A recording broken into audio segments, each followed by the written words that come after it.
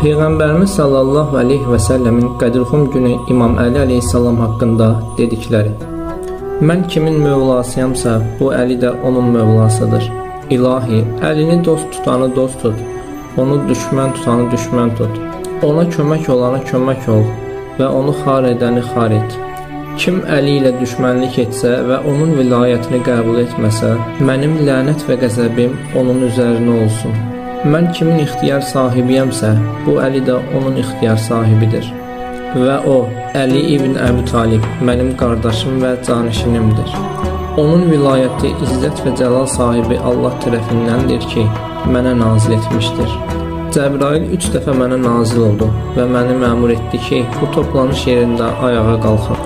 Hər bir ağ-qaraya elan edim ki, Əli ibn Əbi Talib mənim qardaşım, vəsim və ümmətim üzərindəki canişinim, məndən sonraki imamdır. Onun mənə olan nisbəti Harunun Musaya olan nisbəti kimidir. Bir fərqlə ki, məndən sonra Peyğəmbər yoxdur. O, Allah və Rəsulundan sonra sizin ixtiyar sahibinizdir.